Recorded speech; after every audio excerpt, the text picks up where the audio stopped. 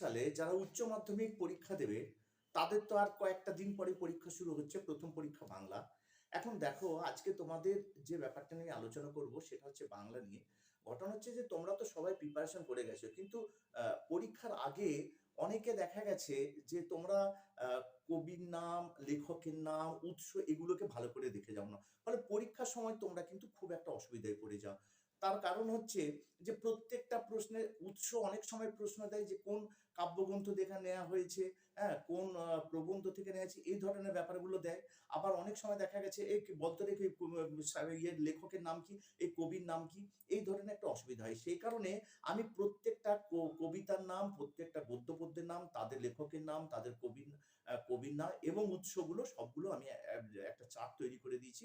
তোমরা সেই চার্টটা দেখে কিন্তু পরীক্ষা দিতে যাবে এবং যথেষ্ট তোমাদের কার্যকরী হবে বলে মনে হয়। এর থেকে হয়তো প্রশ্নও কিছু পাবে এবং পরীক্ষার সময় তোমাদের লিখতে অনেক সুবিধা হবে। আরেকটা কথা বলি, তোমাদের আ তোমরা তো রচনার জন্য প্রিপারেশন করছো। যদি তোমরা রচনা না কমন পাও, তোমার তো ওখানে তো ৪ টে অপশন থাকে। একটা দেখো আছে প্রতিপক্ষের যুক্তির অসারতা প্রমাণ করে তোমার সপক্ষে যুক্তি উপস্থাপন করো। আগে এই ব্যাপারে এগুলো কিন্তু খুবই সহজ ব্যাপার। এটা যদি তোমরা একটু বুদ্ধি খরচ করতে পারো এটা লেখা অনেক সহজ এবং কেন আমি বলছি যে ধরো তোমাদের একটা দিয়ে দিল যে আগে থাকতো কি মতের পক্ষেটা দেয়া থাকতো, বিপক্ষেটা লিখতে হতো। কিংবা বিপক্ষেটা দেয়া থাকতো পক্ষেটা লিখতে হতো। ওই যে এখন কিন্তু তোমাদের হয়ে গেছে কি যে তোমাদের পক্ষে এবং বিপক্ষে দুটোই দিয়ে দেয় এবং সেক্ষেত্রে তোমাকে নিজেকে একটা চয়েস করতে হয় যে তুমি কোনটা লিখবে। সবসময় খেয়াল রাখবে যে স্যার কোনটাকে বেশি প্রেফার করে।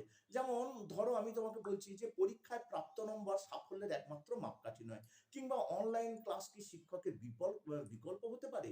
এই যে ব্যাপারগুলো বা আমরা বলতে পারি এখনকার দিনে বাংলা মাধ্যম ছেড়ে দিয়ে ইংরেজি মাধ্যমে অনেকে পড়াশোনা করে। এই ব্যাপারগুলো এগুলো দেখো তোমাকে ১ম এই পক্ষে বা বিপক্ষে ধরো পরীক্ষায় প্রাপ্ত নাম্বার। এটা স্যাররা কিন্তু পরীক্ষায় প্রাপ্ত নাম্বারটা বেশি পছন্দ করবে।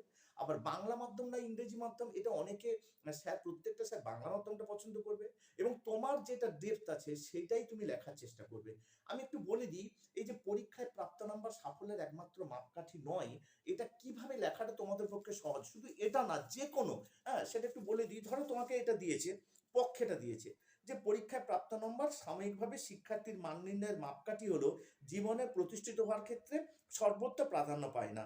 পরীক্ষায় সাফল্য বা ব্যর্থতা অভিভাবকের কাছে অত্যন্ত গুরুত্ব হওয়ার ফলে শিক্ষার্থীর জীবনে একটা প্রবল চাপ সৃষ্টি করে। ফলে আশানুরূপ ফল না পেয়ে অনেকে হতাশ হয়ে জীবনহানির সিদ্ধান্তে শিকার হয়। আমাদের সমাজে বিভিন্ন ক্ষেত্রে এমন সুপ্রতিষ্ঠিত ব্যক্তি আছে যারা পরীক্ষায় সাফল্যকে গুরুত্ব দেয় না। রবীন্দ্রনাথ ঠাকুর তার তোতা কাহিনী রচনায় এই শিক্ষা দিয়েছেন যে শিক্ষা বোঝা নয়, হচ্ছে সীমাহীন জ্ঞান ভান্ডার বিরাজিত শিক্ষার্থীকে সেই মুক্তির স্বাদ দিতে হবে। তাই পরীক্ষা প্রাপ্ত নম্বর জীবনের শেষ কথা বলে না। এবার এটা তো দেয়া আছে। তুমি এর বিপক্ষে লিখবে যে না পরীক্ষায় প্রাপ্ত নম্বর সাফল্যের একমাত্র মাপকাঠি। সেটা দেখাবার জন্য তুমি কয়েকটা জায়গায় আন্ডারলাইন করবে। যেমন তোমাকে ৫-৬ টা থেকে ৭ টা জায়গায় তুমি আন্ডারলাইন করে রাখো। ধরো লেখা আছে পরীক্ষায় প্রাপ্ত নম্বর সাময়িকভাবে শিক্ষার্থীর মান নির্ণয়ের মাপকাঠি হলো জীবনের প্রতিষ্ঠিত হওয়ার ক্ষেত্রে তো সর্বোচ্চ প্রাধান্য পায় না। এই সর্বোচ্চ প্রাধান্য পায়টা আন্ডারলাইন করো। তারপরে বলবে শিক্ষার্থী জীবনে বাড়তি চাপ সৃষ্টি করে এটাকে আন্ডারলাইন করো। তারপরে বলবে যে জীবন হানির সিদ্ধান্ত নেয় এটাকে আন্ডারলাইন করো। তারপরে লেখো রবীন্দ্রনাথ ঠাকুর তার তোতা কাহিনী বা কিংবা যারা জীবনে সাফল্য লাভ করেছে তারা কিন্তু পরীক্ষায় সাফল্য হয়নি এটাকে আন্ডারলাইন করো। রবীন্দ্রনাথ ঠাকুর তার তোতা কাহিনী রচনায় এটা বলে গেছে এটাকে আন্ডারলাইন করো। এবার এইগুলোকে আন্ডারলাইন করে এর বিপরীতটাকে লেখার চেষ্টা করো। যেমন আমি একটু বুঝিয়ে দিই। ধরো তুমি এটা লেখা শুরু করলে ফার্স্টে তুমি লিখবে যে এই মতের পক্ষের বন্ধুরা বলেছেন যে পরীক্ষায় এটা প্রত্যেকটার ক্ষেত্রে লিখবে। মতের পক্ষের বন্ধুরা বলেছেন যে পরীক্ষায় প্রাপ্ত নাম্বার সাফল্যের একমাত্র মাপকাঠি নয়। তার বেশ কিছু বক্তব্যের সঙ্গে আমি সহমত হলেও সমস্ত বক্তব্যকে মেনে নিতে পারলাম না। তার কারণ হচ্ছে যে আমরা দেখব যে জীবনের প্রত্যেকটা ক্ষেত্রে পরীক্ষায় প্রাপ্ত নম্বরই একমাত্র সাফল্যের মাপকাঠি। তার কারণ কলেজে পরীক্ষার পর আমরা যখন কর্মজীবনে প্রবেশ করি তখন কিন্তু আমাদের নাম্বারটাই সবথেকে কার্যকরী হয়। এই যে বলা হয়েছে যে সর্বোচ্চ প্রাধান্য পায় না, আমি মাধ্যমিকের পরে উচ্চ মাধ্যমিক সায়েন্স নিয়ে পড়বো, ভালো স্কুলে পড়বো, সেক্ষেত্রে আমার নাম্বার কম। তা আমি তো সায়েন্স নিয়ে পড়তে পারবো না এবং সেখানে ভালো স্কুলেও চান্স পাবো না, অথচ আমার ইচ্ছা যে ওখানে পড়লে আমার খুব ভালো রেজাল্ট হবে এবং আমার পরিবেশটা ভালো, আমার জীবনে আমি দাঁড়াতে পারবো। আমার প্রথমেই ব্যর্থ হয়ে গেলাম। তারপরে ভাবলাম যে কলেজ থেকে পাশ করার পর আমি এই এতে অনার্স নিয়ে পড়বো, ইংরেজিতে বা জিওগ্রাফিতে, কেমিস্ট্রিতে, ফিজিক্সে। অথচ দেখা গেছে যে আমি সেরকম ভালো নাম্বার পেলাম না, আমি অনার্স নিয়ে পড়তে পারলাম না বা সেরকম কলেজে পেলাম না। আমার সেই জায়গাতেও ব্যর্থ। শুধু তাই নয়, আজকে যারা চাকরি বাকরি পরীক্ষা দেয় তারা জানে যে হাফ নাম্বারে র্যাঙ্কিং হয়। তাহলে সেই জায়গাতে এই যে বলা হয়েছে অনেকে চাপ সৃষ্টি পরীক্ষাতে ভালো সফল না পেলে আত্মহত্যা করে। তা চাপ তো দুনিয়াতে সমস্ত কিছুতেই চাপ আছে, চাপ ছাড়া তো জীবনে এগিয়ে যাওয়া যাবে না। আর সেক্ষেত্রেও যদি সেই বারবার চাকরি পরীক্ষা দিয়ে হাফ নাম্বার ১ নাম্বারের জন্য যদি তার র্যাঙ্কিং পিছিয়ে যায়, তাহলে সেক্ষেত্রে সেও তো সে আত্মহত্যা করবে, সেও তো আত্মহত্যার শামিল। আর আমার আগের বক্তা বলেছেন যে এইরকম বেশ কিছু আছে খ্যাতনামা রবীন্দ্রনাথ বা অন্যান্যর মতো যারা জীবনে প্রতিষ্ঠিত হয়েছেন, তারা কিন্তু পরীক্ষাতে বা পড়াশোনার ক্ষেত্রে সেরকম সফলতা লাভ করতে পারেনি। আমি বলে দিই রবীন্দ্রনাথ ব্যতিক্রমী, তারা কোটির মধ্যে একটা, লাখের মধ্যে একটা। আমি কিন্তু লাখ বা কোটির মধ্যে পড়ছি না, আমি একটা সাধারণ ছেলে, আমার কাছে নাম্বারটা বিশাল বড় ফ্যাক্টর। সুতরাং বাস্তব জীবনের সঙ্গে সঙ্গতি রেখে আমি এটা সিদ্ধান্ত বা সমস্ত দিক বিচার বিশ্লেষণ করলে আমরা এই কথা বলতে পারি যে পরীক্ষায় প্রাপ্ত নম্বরই জীবনের সফলতার একমাত্র মাপকাঠি। এছাড়াও যদি অনলাইন পরীক্ষায় দেয়, অনলাইন পড়াশোনা সেটাও একরকম করবে। এটা করতে ৫টা বা ৬টা জায়গায় তুমি আন্ডারলাইন করো এবং সেটাতে তার বিপরীতটা লেখার চেষ্টা করে, তাহলেই দেখবে হয়ে যাবে। আর প্রথমেই তুমি লেখা শুরু করবে যে মতের পক্ষের বন্ধুরা তারা বলেছে যে ব্যাপারগুলো, কিন্তু আমি তার কিছু কিছু বক্তব্য মেনে নিলেও সমস্ত বক্তব্যকে মেনে নিতে পারলাম না। তার কারণ হলো বলেই লেখা শুরু করবা। তারপরেই লাস্টে যেটা মূল্যায়ন টানবে সেটা হচ্ছে যে এই বাস্তব পরিস্থিতির দিকে তাকিয়ে সমস্ত দিক বিচার বিশ্লেষণ করে এটা আমি বলতে পারি যে এটা অমুক। ঠিক আছে? এটা লেখার চেষ্টা করো। যদি কমন না পাও তাহলে কিন্তু এটা করবে, এটা লেখা খুব সহজ এবং প্রত্যেকের ক্ষেত্রে এটা কার্যকরী। কবিতা, গল্প, নাটক বা প্রবন্ধ। লেখক বা কবির নাম। উৎস: ১.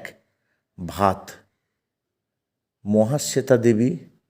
উৎস: মহাশ্বেতা দেবীর শ্রেষ্ঠ গল্প, পরবর্তীতে ম্যানিফেস্টো পত্রিকায়। ২. ভারতবর্ষ, লেখক সৈয়দ মুস্তাফা সিরাজ। উৎস: শ্রেষ্ঠ গল্প, 50টি গল্প সংকলন। ৩. রূপনারায়ণের কুলে, লেখক রবীন্দ্রনাথ ঠাকুর। উৎস: শেষ লেখা কাব্যগ্রন্থের একাদশ সংখ্যক কবিতা। ৪. মহুয়ার দেশ, লেখক সমর সেন। উৎস: কয়েকটি কবিতা। ৫. আমি দেখি, লেখক শক্তি চট্টোপাধ্যায়। উৎস: অঙ্গুরিতর হিরণ্যজল। ৬. ক্রন্দনরতা জননীর পাশে, লেখক মৃদুল দাশগুপ্ত। উৎস: ধানক্ষেত। এবার হচ্ছে নাটক বিভাব, লেখক হচ্ছে শম্ভু মিত্র। ৮. নানা রঙের দিন, লেখক অজিতেশ বন্দ্যোপাধ্যায়। উৎস: রুশ নাট্যকার আন্তন চেকভের একাঙ্ক নাটক সোয়ান সং, তারই বাংলায় অনুবাদ করেছে অজিতেশ বন্দ্যোপাধ্যায়। ৯. পড়তে জানে এমন এক মজুরের প্রশ্ন। উত্তর লেখক হচ্ছে বের্তোল্ট ব্রেখট, অনুবাদ হচ্ছে শঙ্খ ঘোষ, আর তার উৎস হচ্ছে বহুল দেবতা বহু স্বর। ১০ হচ্ছে অলৌকিক, লিখেছে কর্তার সিং দুগ্গাল, অনুবাদ করেছে অনিন্দ্য সৌরভ, আর উৎস হচ্ছে জ্যোৎস্না রাতের ট্র্যাজেডি। আমার বাংলা ১১, আমার বাংলা, লেখক হচ্ছে সুভাষ মুখোপাধ্যায়। যদি ভিডিওটি ভালো লেগে থাকে অবশ্যই লাইক, কমেন্ট, শেয়ার করবে আর সাবস্ক্রাইব করতে ভুলো না। আজ এই পর্যন্ত, আবার দেখা হবে পরবর্তী কোনো ভিডিওতে।